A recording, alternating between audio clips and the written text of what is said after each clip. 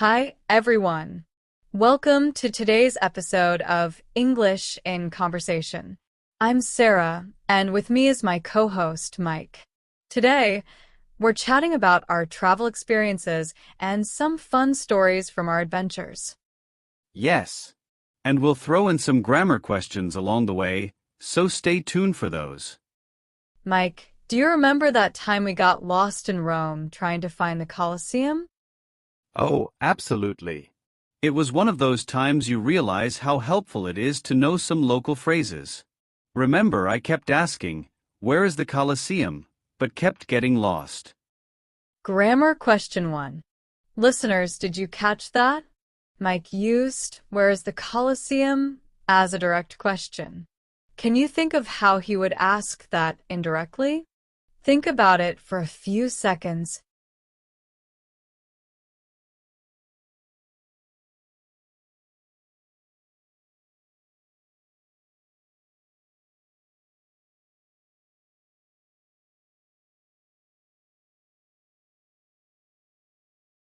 The indirect way would be, could you tell me where the Colosseum is? Notice how the word order changes slightly. That was such a funny day. Anyway, I learned how useful Google Maps is. I kept saying, we need to find Wi-Fi so I can use my phone. But speaking of technology, isn't it amazing how travel has changed with smartphones? Definitely. Now we can book hotels, look up restaurants, and navigate through maps without speaking the language. In fact, last summer, I booked all my accommodations online. Grammar question 2. All right, here's a quick question. What tense did Mike use when he said, I booked all my accommodations? And why?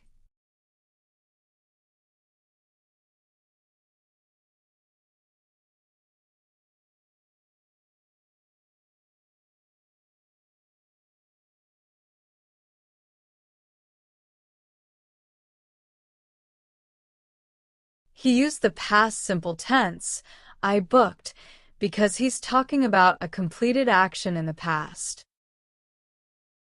Speaking of booking hotels, I remember that one time I booked a hostel in Berlin.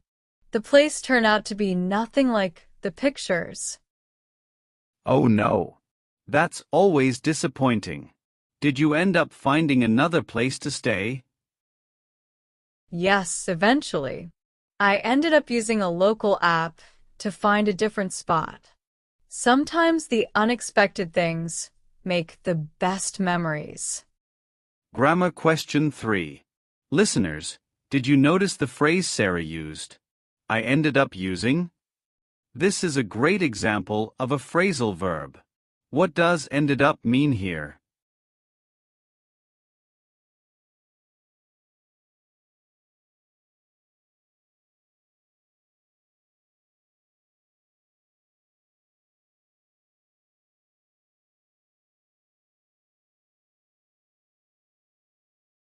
Ended up means that after trying other options, Sarah finally used the app as a solution. Absolutely, the unexpected moments are often the most memorable. Last year in Japan, I was supposed to meet a friend at a cafe, but I got the address wrong. I ended up wandering around, but it led me to a beautiful little shrine I would have never found otherwise. That sounds incredible. Sometimes being in the wrong place is actually the right thing.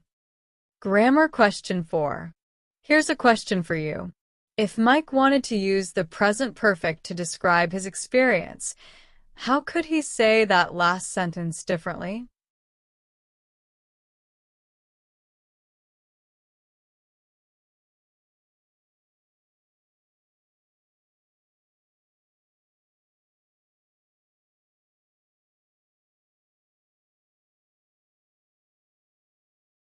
He could say, I've ended up in the wrong place many times, but it has often led me to unexpected discoveries. The present perfect, I've ended up, highlights a repeated experience. That reminds me of my first solo trip to Spain. I had never traveled alone before, so I was both nervous and excited. It was such a great experience to step out of my comfort zone. Solo travel is so empowering. I did my first solo trip to Thailand, and it really taught me a lot about myself. Grammar question 5. Quick question. Why did Sarah say, "I had never traveled alone before"?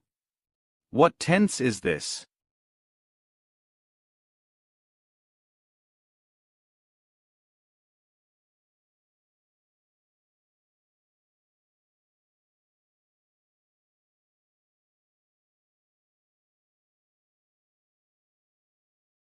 She used the past perfect, had never traveled, because she's talking about an experience she had for the first time before another past event.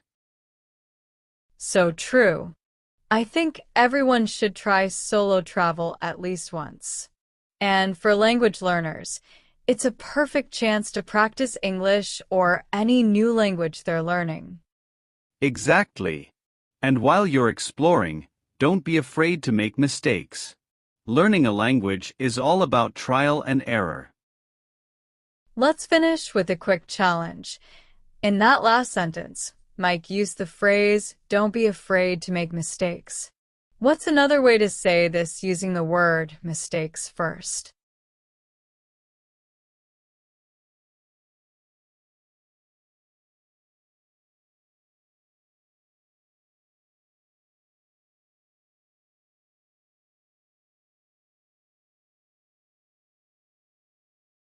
You could say, mistakes shouldn't be feared. This shows flexibility in sentence structure. Well, that's all for today. We hope you enjoyed our travel stories and learned some new English tips along the way.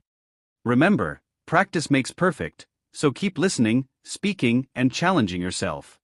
Thanks for tuning in to English in Conversation on Brain Blitz Bash. Don't forget to like, subscribe, and comment your favorite travel memory or answer one of our questions below. See you next time.